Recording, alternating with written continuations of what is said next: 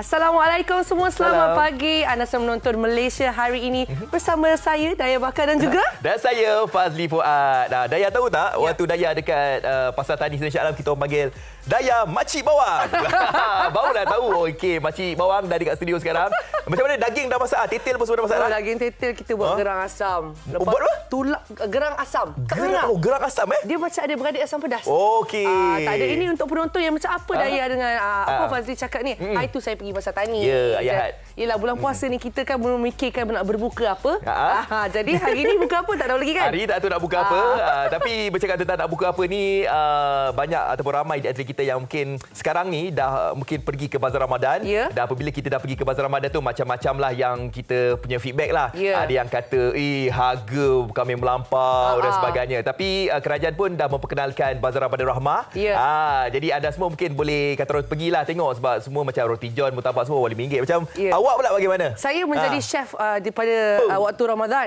Disebabkan kita terpengaruh dengan media sosial. Kita banyak ajar macam mana cara nak buat. Pukul 12 lagi, Carol Aming? Selalunya ya. Pukul 12 adalah waktu yang paling genting untuk kita orang berpuasa bila kita melihat perkongsian begitu. Tetapi sebenarnya bagus bulan puasa ni kita belajar banyak resipi baru. Betul. Kalau ada tu kongsi-kongsikanlah. Jangan pula terliur lepas tu terlupa. Tak mau macam tu ya? Betul. Saya bulan Ramadan ni alhamdulillah lah, sebab ada mengacarakan satu rancangan masakan. Kebetulan waktu tu macam saya memang secara pribadi memang jaranglah turun ke dapur kan. Tapi apabila kita dah turun ke dapur tu sebenarnya senang masak ni. Ya Allah. Tak sabar saya dengar perkongsian ni. Saya rasa saya pun tak sabar, senang nak sampai ke rumah Fazli. Okey, boleh. Tak ada masalah. Raya ke nanti saya beritahu. Okey. Kepada anda semua boleh kongsi dengan kami di Facebook Live Malaysia hari ini. Kongsikan pengalaman Ramadan. Buat setakat ni bagaimana? Okey ke tak okey? Harapnya semuanya okey lah kan. Okey, bercakap tentang okey ke tak okey, jom kita tengok cuaca okey ke tak okey hari ni. Saya setuju. Hujan ke macam mana? Alamak, dekat sekitar Kuala Lumpur cantik cerah, tapi Kuching ada mengalami hujan. Kota Kinabalu, Labuan, Kanga, Putrajaya cantik. Tak ada hujan. Betul. Kalau tengok orang Alor ni, orang Star pun tak ada masalah. Tak ada masalah. Orang Kuantan, Ipoh, nampaknya saya nampak kebanyakannya semuanya cerah. Tapi kalau kita lihat ramalan keadaan cuaca ni di sebelah pagi saja. Betul. Tapi kita tengok sejak semenjak ni petang-petang hujan. Betul. Tapi ingat tak, satu Ramadan, dua Ramadan tempoh hari hujan lebat kan? Petang-petang. Kita kesian orang dekat Bazar Ramadan. Saya pun sama. Saya kalau hujan dia bulan puasa, saya terus fikir orang berniaga macam mana. Tapi tak begitu, doa dia pemudahkan ya. Ya, betul. Dan sekarang ni tadi kita ada kongsikan cuaca. Sekarang ni amaran ribut peti. Kalau kita lihat di Sarawak lah yang ada di Sibu dan Bintulu. Dan kalau dilihatkan itu sajalah kawasan yang mungkin ada ribut petih. Ada satu lagi amaran dikeluarkan kenyataan media, gempa bumi kuat di Kepulauan Solomon, iaitu bermagnitude 6.1 telah berlaku di sana pada pukul 6.19 pagi tadi, dan pusat gempa bumi tersebut terletak 8.4 darjah selatan dan 158.9 darjah timur dengan kedalaman 100 km. Tapi yang bawah ni tiada ancaman tsunami kepada Malaysia. Kita hanya bersiap siaga dan kongsikan info kepada anda. Jadi saya dengan Fazli hari ini, walaupun di bulan Ramadan, kita tetap bertenaga dan ceria, sebab hari ini kita ada banyak tetamu saya rasa memberi inspirasi lah. Betul. Memang sangat-sangat memberi inspirasi, dan salah seorangnya kita nak kenalkan sebentar lagi adalah Loh Boon Kiat, salah seorang daripada mereka ini ataupun beliau ini sebenarnya walaupun mengalami cacat penglihatan, tetapi beliau ni macam kita juga. Kalau diikutkan dekat platform media sosial beliau tu, banyak konten-konten yang telah pun dibuat oleh beliau. Dan ini adalah sesuai untuk kita macam nak kata orang tu memberikan inspirasi lah kepada anda. Betul. Kalau beliau boleh buat macam tu, kita apatah lagi. Saya setuju. Jadi dengan itu kami sudah hidangkan kepada anda sebenarnya bukan makanan tetapi video bingkisan tentang beliau. Mari kita saksikan. Jom. Boleh on ke? Ya, boleh, saya tolong. Ni buka Buka. Bismillahirrahmanirrahim. Kamera dia kamera dia ada 3 bang. Insan istimewa ini menggunakan kekurangan dirinya sebagai kelebihan yang tidak dimiliki oleh insan normal lain. Loh Boon Kiat, 23 tahun. Dia OKU penglihatan, namun pemuda kelahiran Johor ini tidak pernah patah semangat untuk meneruskan kehidupan, terutama dalam dunia serba digital. Keupayaan menaip dengan pantas tanpa perlu melihat dan kecekapan menggunakan telefon pintar menarik perhatian warganet yang mengikuti perkongsiannya di media sosial. Saya tulis kat sini. So saya akan type I'm currently recording content Saya type kat status. So I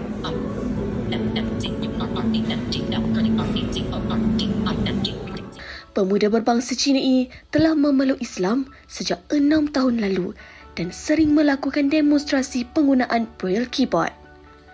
Dia menunjukkan cara menaip selain melayari media sosial dan membalas komen yang ditinggalkan. Kehebatan insan OQ ini menjadi inspirasi buat mereka yang senasib dengannya. Tidak semua yang diuji mempunyai kekuatan dan keyakinan diri. Yes, thanks. Period. Submitting check. Message. Keyboard hidden. Send. Nampak hebat kan Dayang kan? Jadi itulah dia kalau diikutkan golongan seperti ini memang banyak menggunakan teknologi lah untuk memudahkan pergerakan dan juga untuk memudahkan kehidupan seharian mereka. Ya, jadi sebab itu di Malaysia hari ini kami sendiri selain daripada tengok di TikTok, kita nak tengok juga nak jumpa juga Loh macam untuk kongsi dengan kita. Loh, apa khabar? Alhamdulillah khabar baik. Okey, baik. Loh, saya dengan Fazli pun cakap, macam mana Loh, apa kepantasan menaip? Bakat yang ditonjolkan ini sebenarnya ataupun kelebihan ini sejak bila bermula dan kongsi di TikTok ni? Maksudnya yang mana satu? Yang maksudnya yang awak type dengan laju, yang menulis lah, laju-laju. Yang saya rekod tu baru. Okey. Baru je. Okey. Tapi saya start guna Braille keyboard, Braille screen input lah. Orang panggil dia Braille screen input tu dah lama. Braille screen input dia dah lama lah. Braille screen input tu saya dah guna since tahun ni 2020 ke 2021 macam itulah. Okey. Sekarang umur awak berapa Loh? 23. Oh, okey. Saya 2000. Okey, sebenarnya kalau kita lihat awak selalu menggunakan teknologi tersebut untuk tujuan apa sebenarnya? Saya WhatsApp macam bergantung macam mana yang korang boleh guna, macam tu saya boleh guna teknologi itu. Okey, sebab kita selalu tak tahu kan macam mana cara nak menggunakan dan sebagainya. Kalau tengok video TikTok awak, kalau tak silap saya lah, saya tengok paling tinggi views ada 1.2 juta tau Loh. 1.3. 1.3. Wah, sudah naik. Itu video yang mana? Naik lagi 1,000. Naik ke 1,000. ATM. Oh, ya, ATM yang ada voice tu itu yang ramai tak tahu Daya. Itulah saya rasa tak lama lagi lepas MHI naik 2 juta pula. Okey. Dan kenapa Loh memilih untuk kongsikan di platform TikTok sebenarnya? Kenapa saya pilih, saya tak tahu kenapa saya pilih, tapi niat saya just nak share je lah benda tu. Just nak share. Nak kongsi lah. Betul. Dan sebenarnya Loh tak tahu impact dia kan. Sampai boleh ke MHI lah sedang cerita. Kami tanya nak tahu. Bercakap tentang MHI, pagi tadi saya sempat tengok TikTok Loh. Dia buat live. Okey. Dia naik MRT datang sini. Betul, MRT. Alhamdulillah. Tapi kita bangga juga sebab rakyat Malaysia ni, okey, pandangan Loh sendiri. Rakyat Malaysia ni memang suka membantu orang ke atau bagaimana? Sebab saya tengok video-video Loh, macam Loh ada juga memberikan macam bagi tahulah kan supaya macam kita ni sebagai orang biasa ni kadang-kadang mengganggu perjalanan kaki kan, khususnya yang mengalami masalah deria penglihatan ni. Jadi apa yang boleh Loh katakan tentang sifat kepribadian rakyat Malaysia? Tergantunglah. Nak kata orang yang tak suka menolong pun ada, yang suka biarkan orang pun ada, yang suka menolong pun ada. Tapi yang menolong tu salah Apa yang saya lihat nak guide awak tapi pegang tongkat apa semua tu tu salah caranya. Yang pegang tongkat tu salah. Dia tarik tongkat tu kan salah. Itu salah. Itulah mungkin bukan apa sebab untuk semua orang tahu cara yang sebenarnya kalau nak membantu ni. Kadang-kadang niat tu betul tapi cara salah. Betul Loh Tapi baguslah macam Loh tunjukkan kan dekat media sosial. Kita dah tahu dah nak tolong macam mana. Cara yang betul kena pegang siku sebenarnya. Cuma saya tak ingat cara dia dan saya tak biasa buat. Baik, pegang siku sebenarnya. Kena pegang bla-bla lengan. Sini ke area sini lah saya tak berapa nak ingat.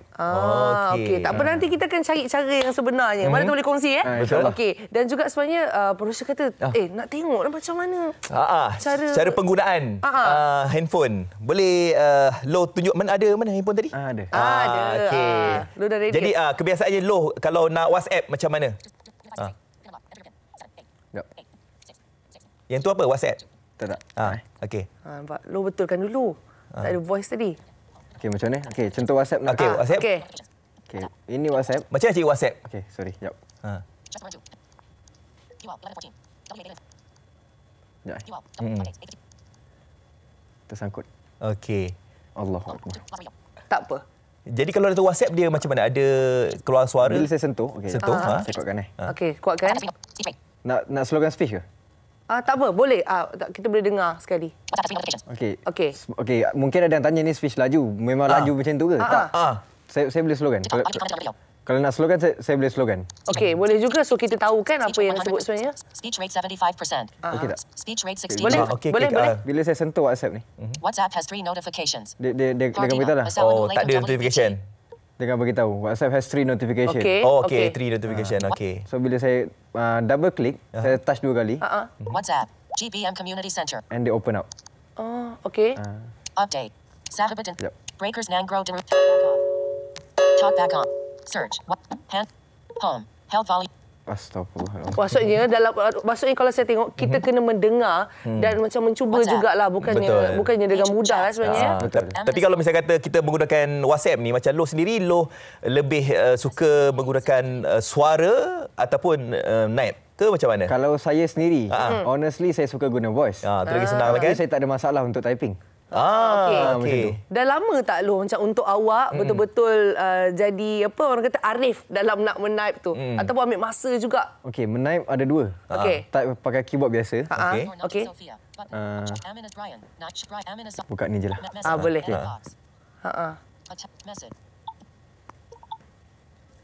Sama ada guna keyboard yang ini, yang keyboard biasa ni, so saya boleh raba dan type lah. Okey, baik. Untuk mungkin penonton di rumah tidak nampak, tapi sebenarnya Loh sedang menunjukkan keyboard sebenarnya. Keyboard, saya betul. Loh menunjukkan keyboard. Keyboard Jadi biasa yang macam mana yang korang pakai. sama macam kami lah, tapi tak nampak sebenarnya. Mungkin sekejap, mungkin brightness-nya. Kita Loh, handphone kita adjust dia punya brightness. Tu. Tak payah tolong. Tak ada tahu dah brightness kat mana. Okey. Okey, Loh. Kalau misal kata kalau Loh, okey, WhatsApp ni kita dah tahu dah kan. Okey, anda kata Loh nak pergi ke mana-mana, contohlah kalau nak menggunakan Grab ke apa-apa kan. E-hailing lah. E-hailing lah. Ya. Jadi pernah tak gunakan tu perkhidmatan tu? Pernah, selalu. Macam tadi daripada rumah sebelum sampai MRT pun saya guna tu juga. Okey. Okey, dah biasalah guna pun tak ada masalah. Okey. Jadi apa yang Loh cuba nak ni lagi? Nak tunjukkan kepada kami? Tak ada. Tak ada dah? Jom dah. Bukan, maksudnya okey. saya ikutlah apa yang nak macam mungkin ada yang nak ditanya ke kan. Macam tu lah. Okey, jadi kiranya kami nak tahulah yang tadi tu Loh dah kongsikan. Loh lagi selesa menggunakan voice note, tapi tak ada masalah. Betul. Nak gunakan typing keyboard macam kita gunakan di phone kita. Betul. Kalau tak saya guna braille input lah. Braille input itu adalah satu fakta baru untuk anda yang mungkin tidak tahu bagaimana orang yang maksudnya kurang upaya penglihatan untuk menaip. Loh, nak tanya Loh, apa lagi yang konten di media sosial yang Loh nak tunjukkan kepada publik lah, macam awareness lah, untuk kita tahu berkenaan dengan mereka yang mengalami deria penglihatan ni. Apa lagi? Macam mana sebab kalau nak speaker sebenarnya saya mungkin tak dapat sekarang lah. Okey. Mungkin saya tak dapat nak bagi sekarang apa yang saya nak buat. Okay. Tapi tak apa. Loh ambil masa sebab kami akan sentiasa menunggu sharing daripada TikTok Loh ya. Okay. Ada pesanan-pesanan tak? Pesanan-pesanan untuk penonton-penonton Malaysia hari ini apa-apa ke? Pesanan tak ada apalah, cuma nak bagi tahu orang blind ni boleh buat macam mana yang korang boleh buat. Betul. So jangan rendah-rendahkan orang yang tak nampak lah. Jangan merendahkan, jangan kata boleh ke dia buat, boleh ke macam tu. Itu saja. Itu dia. Saya rasa cukup pendek, satu mantap. lagi. Silakan. Sila. Apa dia tu? Kalau nak tanya apa-apa, tanya direct lah. Jangan dia ni boleh ke? Jangan tanya pada orang, Nak tanya direct lah. Itu saya sendiri lah, Baik, okey. Baik, terima kasih banyak Loh sebab sudi datang ke Malaysia hari ini. Jadi anda yang berada di luar sana, anda kena pergi tengok dekat TikTok Loh Boon Kiat. Sebab dekat sana banyak juga konten-konten yang memberikan kita pemahaman lah. Ya, betul. Serba sedikit kan. Ada juga ajar-ajaran yang betul. Contohnya macam saya sendiri pun tak tahu macam mana nak guide kan, nak tolong Loh macam mana kan. Jadi dekat sana ada banyak video-video untuk anda. Ya, okey. Dan sebenarnya kita ada satu lagi bingkisan yang ingin dikongsikan dengan anda. Apakah itu ya? Adakah tentang inisiatif apa ini, Fad? Pengusaha kantin.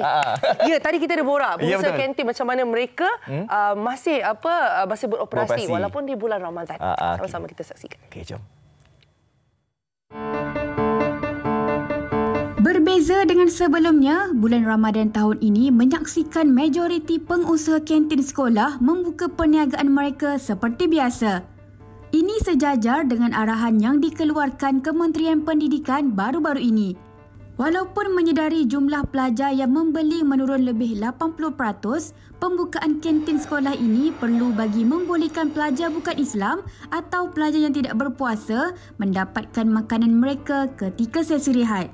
Di Sekolah Kebangsaan QPEX Ceras Kuala Lumpur ini, hanya di bawah 10% sahaja yang tidak berpuasa terdiri daripada pelajar bukan Islam. Salma Othman antara pengusaha kantin yang menjalankan operasi kantin seperti biasa pada Ramadan tahun ini. Dia yang telah lebih 30 tahun menjalankan perniagaan berkata, untuk menampung kos sepanjang Ramadan, dia hanya beroperasi dengan jumlah pekerja yang minima. Ini selaras dengan penguncupan pendapatan yang diperolehi. Bulan buka Ramadan, kita dah buat persediaan. Makanan kita dah ada menu dia. Contoh nasi lemak ayam, mi goreng, mi tia goreng, laksa, bihun sup, ada berbagai-bagai makanan. Tapi bulan puasa ni kita tak boleh bajet. Sebab apa? Bulan puasa ni budak tak makan kat kantin. Jadi sebab itulah. Jadi bila bulan puasa ni menu kita tu apa yang ada lah. Apa yang ada dalam freezer kita tu kita buat, lepas tu kita tambah sikit-sikit lah untuk jangan budak tu lapar, dan kita masak nasi lah. Kita masak nasi sikit, kita bagi dia makan tu je lah. Kebanyakan menu nasi je lah. Kita tak boleh berbagai lah. Tapi kita jual lah sedikit makanan-makanan ringan macam saya jual ni untuk tampung budak tu makan. Bagi menampung kos pengurusan pula, Salmah turut menjalankan perniagaan menjual makanan di Bazar Ramadan dan mengambil tempahan lauk pauk daripada guru-guru sekolah. Menyedari masalah yang dihadapi ahlinya, Persatuan Pengusaha Kantin Sekolah Malaysia berusaha untuk mengadakan perbincangan dengan pihak pengurusan sekolah dan juga Kementerian Pendidikan. Menurut Setiausaha Siti Nur Muhammad Isa, perkara ini bertujuan mewujudkan situasi menang-menang kedua-dua belah pihak. Okey, sekarang ni kita selaku wakil kepada pengusaha kantin di seluruh Malaysia, apa yang kita mampu buat adalah kita cubalah untuk membantu pengusaha kantin ni untuk mendapatkan bantuan. Ya, dari sekarang ni kita sedang memohon pengecualian sewa sebenarnya. Kita sedang memohon pengecualian sewa dengan Kementerian Pendidikan Malaysia agar diberi moratorium sehingga insyaAllah kalau boleh sehingga Jun atau Julai 2023 untuk mereka menampung kekurangan pendapatan sepanjang bulan inilah. Diharapkan menerusi pembukaan kantin sekolah sepanjang Ramadan, inisiatif dan usaha yang dijalankan oleh pengusaha kantin ini wajar dihargai demi memastikan pelajar bukan Islam atau yang tidak berpuasa dapat menjalani rutin persekolahan seperti biasa.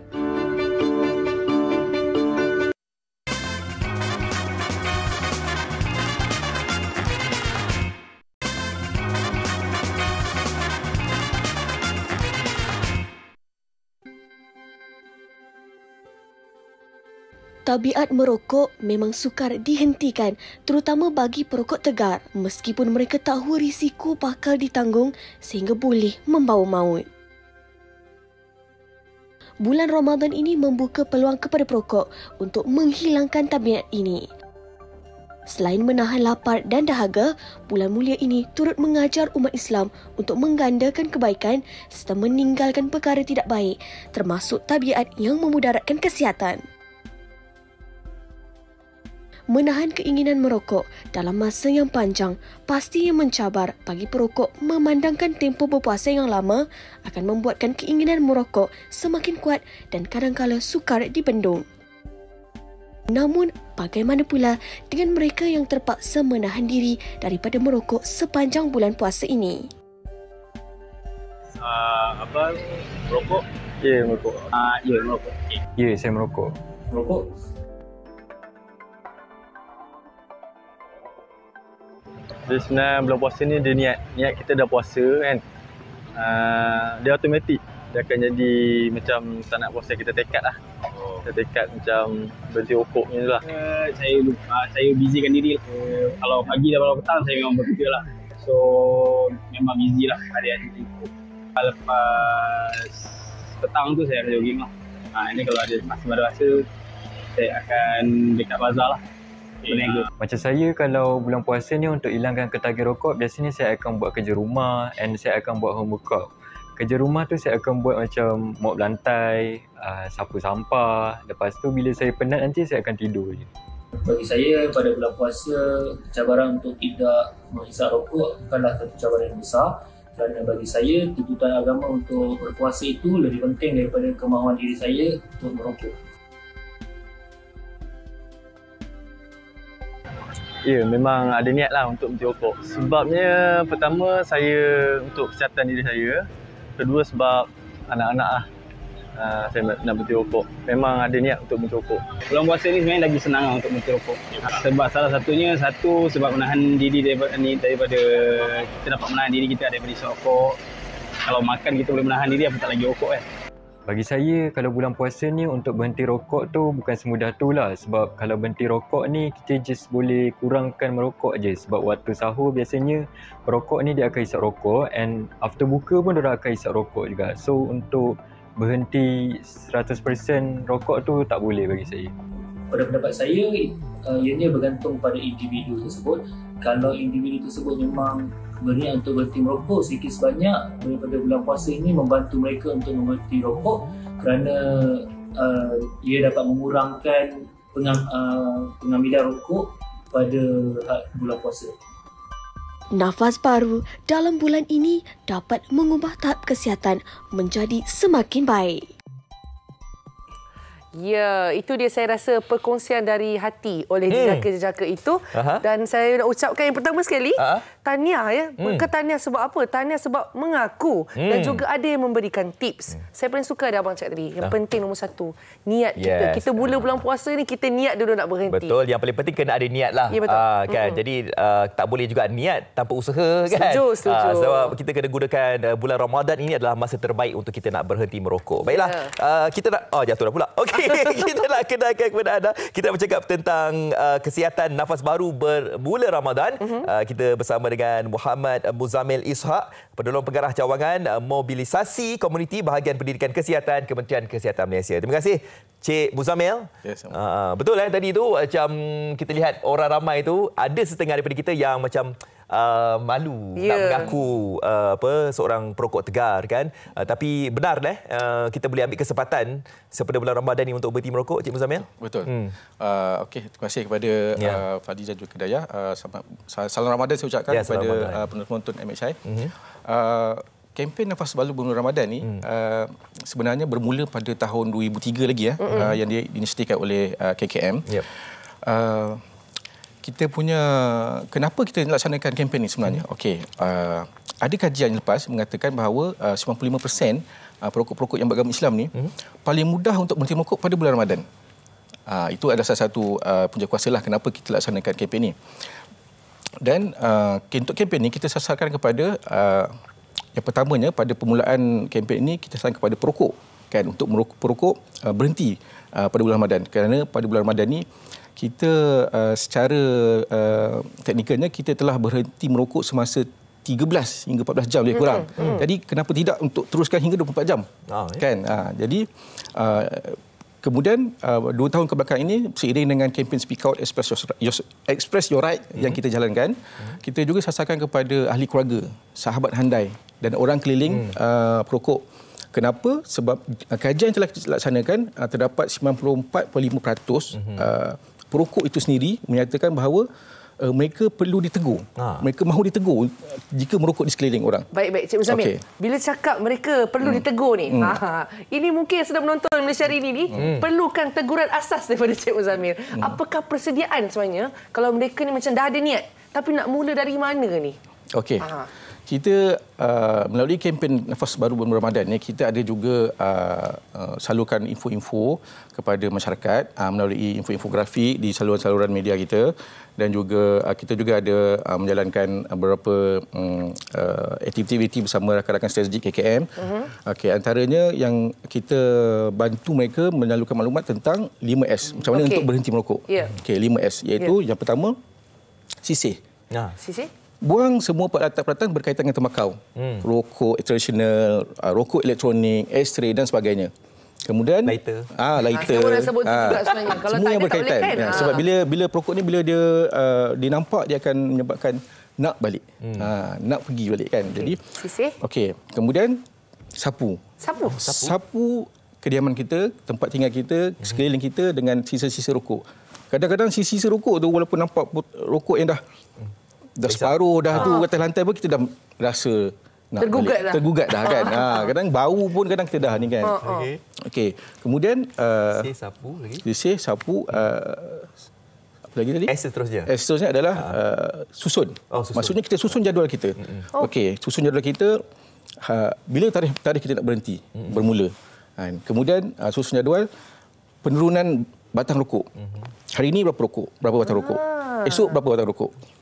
Kita kena cut setiap hari makin kurang, jangan makin naik. Dia berskala lah sebenarnya. Sehingga hari ke-30 alhamdulillah insya-Allah lah dia akan turun lah. Dia kan jadi habit, jadi rutin lah sebenarnya. Makin kurang terus tak ada dah. Baik. Okey, yang keempat adalah kita minta untuk seragamkan niat. Maksudnya apa? Bukan sahaja perokok tu untuk tanamkan niat, tapi orang sekalian juga. Ahli keluarga, sahabat handai. Niatkan supaya kita membantu perokok. Perokok ni tak boleh stand alone.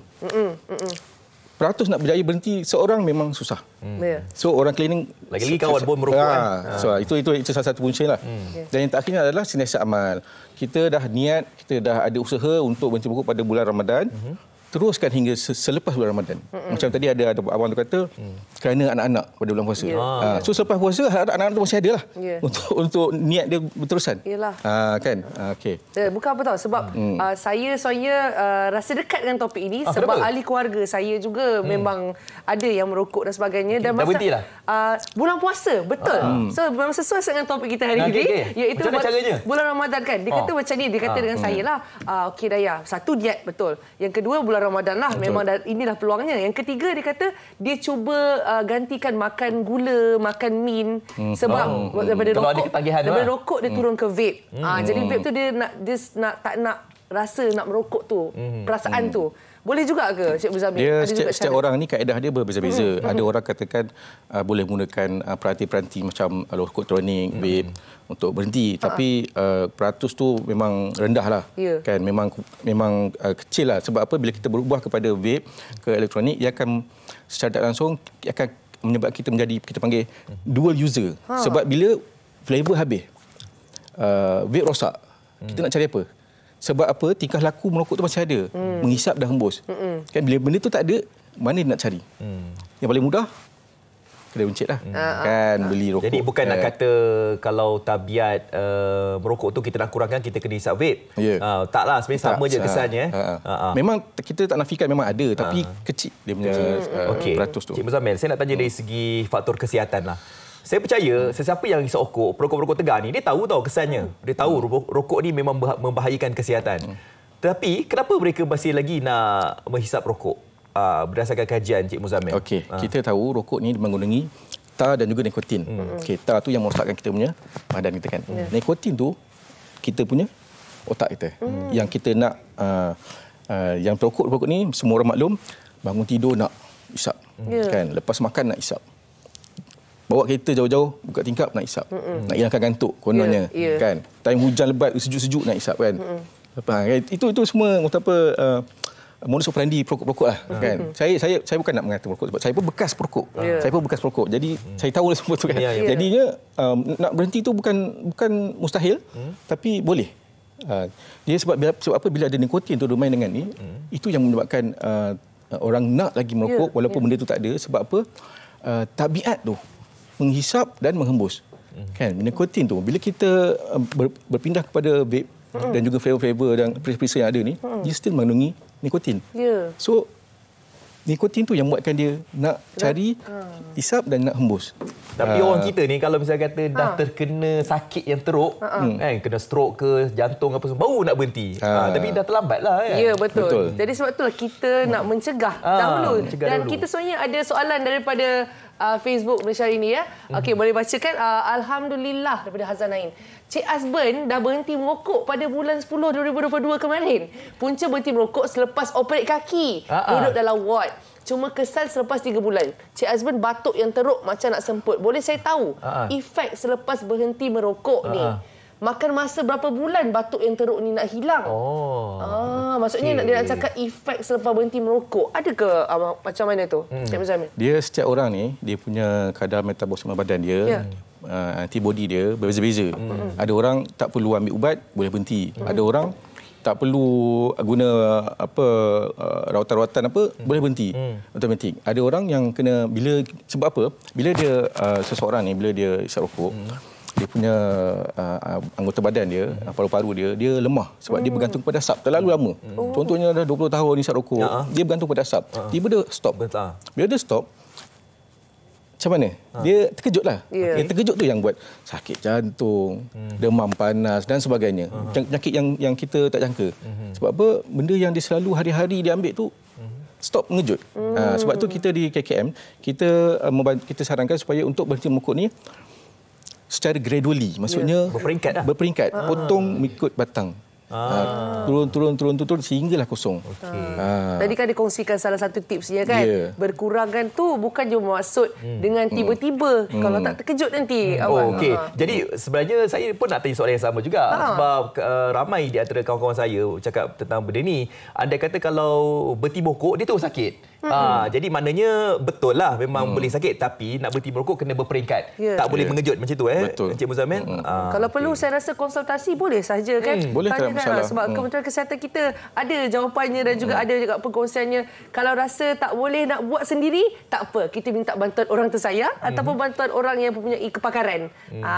Okey Afad. Jadi kita boleh kongsikan info ini bersama dengan bukan saja penonton Malaysia hari ini, tapi untuk semua ahli keluarga kita. Betul lah. Jadi kalau ada di antara kita yang macam dah cuba dah Dayah bertahun-tahun lamanya nak berhenti merokok, tak boleh.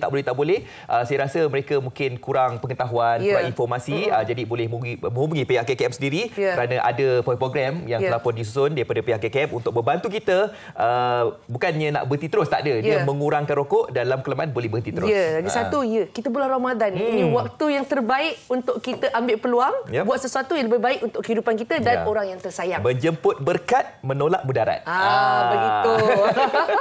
Okey, kita berhenti berehat seketika. Terima kasih Encik Muzammil daripada KKM. Kita berhenti berehat dan lepas ni ini saya pasti ramai di antara kita yang tertunggu juga ni.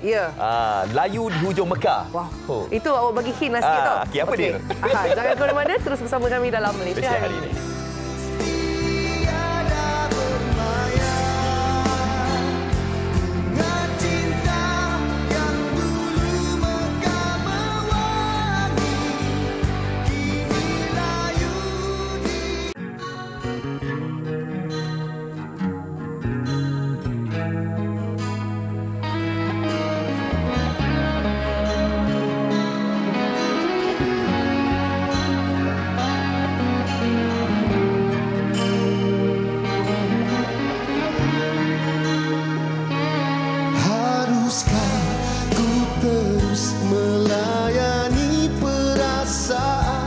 Meskipun ku tahu ini hanyalah hayalan,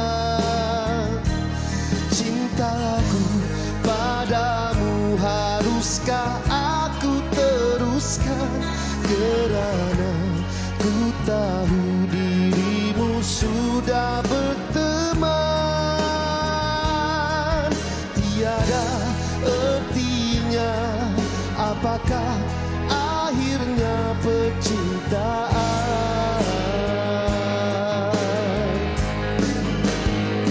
Pohon cinta yang dulu mekar berbunga kini tandus tiada bermaya. Bunga cinta yang dulu mekar merwangi kini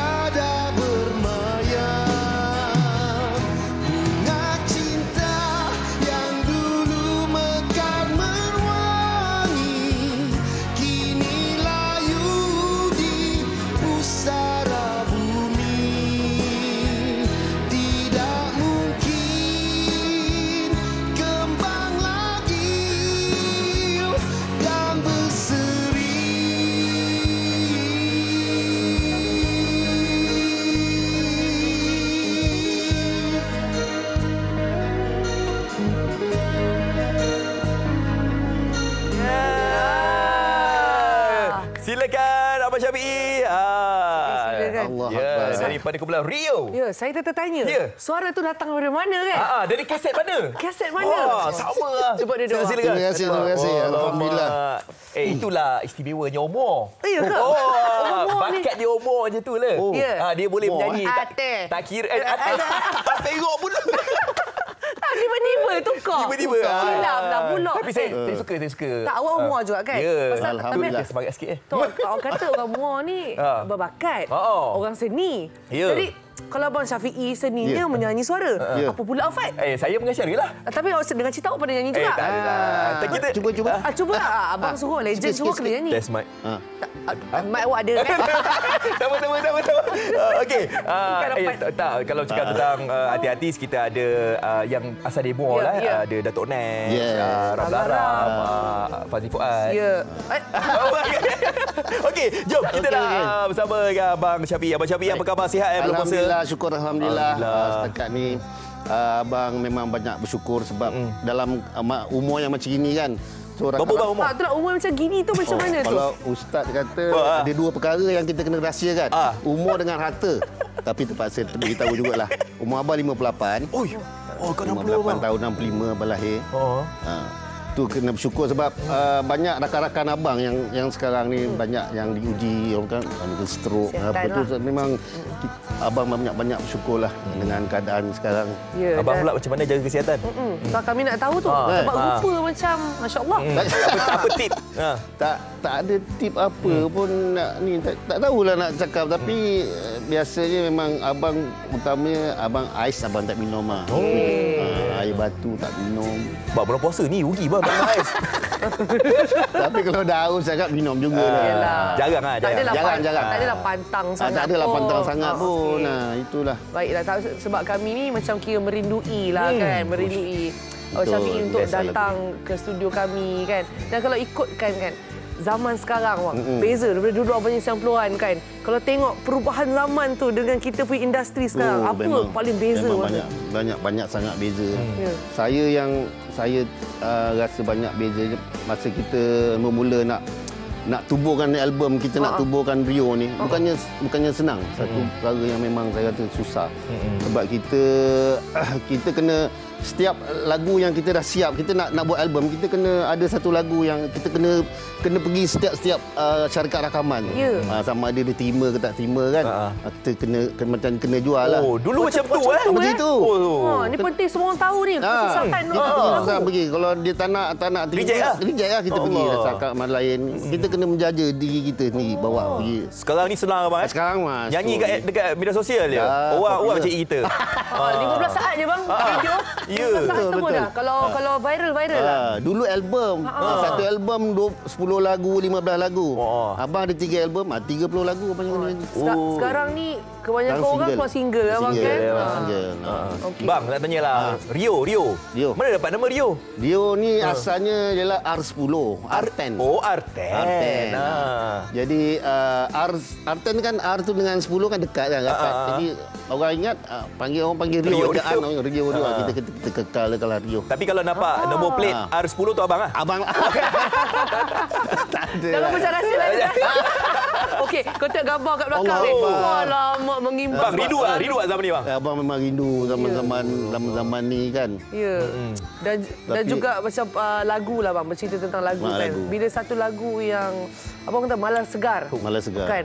Bukan mudah dibuat. Betul. Ya, dan sekarang ni abang tengok lagu betul tak? Macam sangat laju. Jadi macam mana untuk abang sendiri perancangannya? Adakah mungkin terasa nak keluarkan lagu ataupun macam mana? Itulah ramai yang orang cakap dengan abang kalau boleh buatlah single ke apa. Sebenarnya kita bukan tak nak buat single. Kita kalau buat lagu tu, kalau betul lagu single yang kita buat tu betul-betul boleh makan lagu yang Layu Je Mekah ni.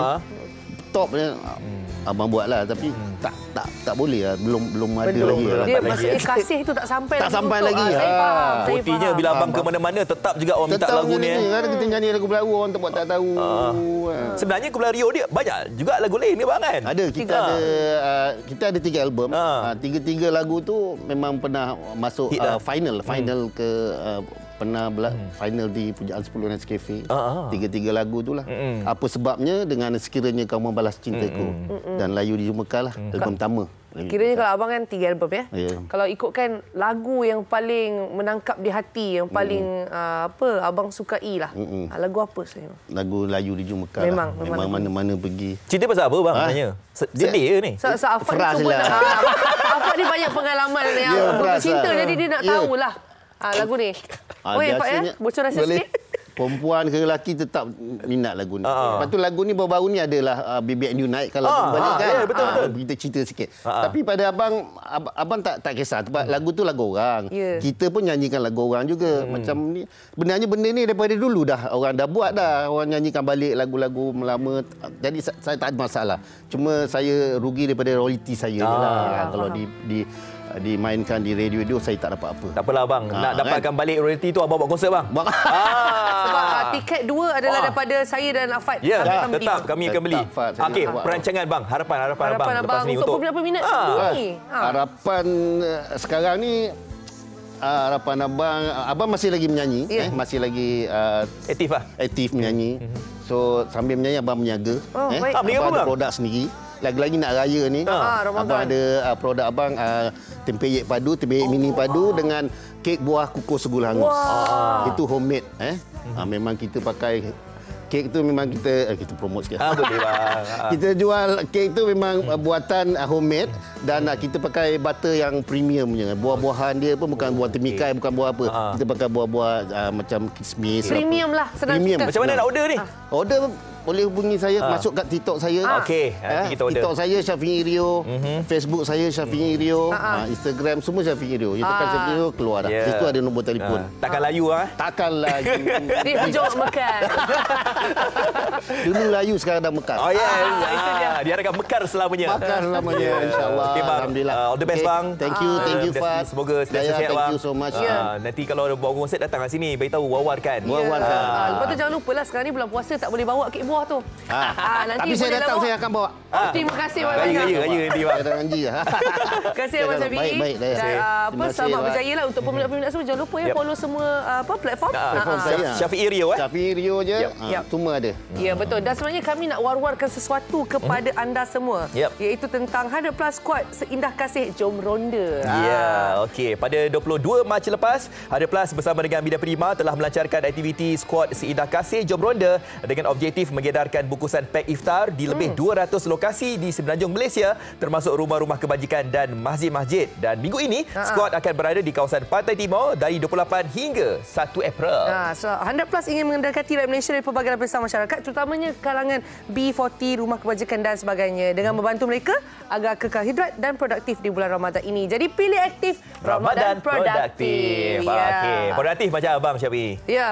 Produktif, sihat, kekal cergas. Alhamdulillah, syukur. Okey, Mas Syafi'i, sekarang ni kita nak berehat dulu. Anda semua tidak boleh ke mana-mana ya. Okey. Jadi lepas ni bersama kami di Malaysia hari ini.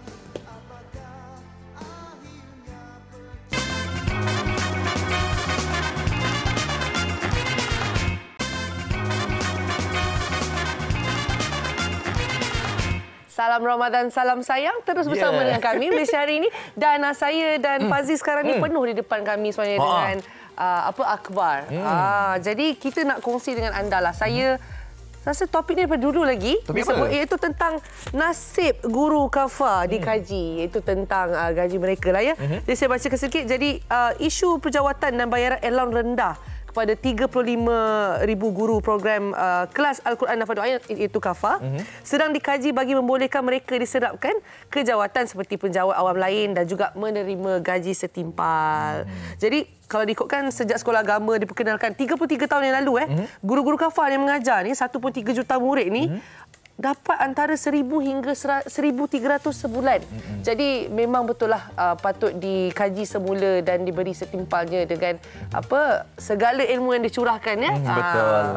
Okey, terima kasihlah guru kafar yang mengajar anak kita semoga apa semua kan. Okey, saya tertarik juga untuk nak kongsi kepada anda berkaitan dengan KRSP. Tapi orang cakap sebelum ni KRSP nak keluar macam-macam nak buat, nak rolling business apa semua Tapi di Akbar Kosmo ni dah ada kenyataan dikeluarkan keluarkan ubah wajah guna duit KWSP. Apa ceritanya ni? Di luar kotak ni. Betul, luar kotak ni. Trend mengubah wajah bukan saja dilakukan golongan berduit, malah ia kini menjadi ikutan dalam kalangan suri rumah Islam yang sanggup menggunakan wang simpanan untuk kelihatan cantik dan menawan bagi meningkatkan keyakinan diri. Ni salah seorang ni kata, Shu, 46 tahun berkata, dia menghabiskan wang simpanan RM2,000 sebulan untuk mendapatkan rawatan suntikan pemutihan kulit sejak 2 tahun lalu. Jadi apa pandangan Dayah pula?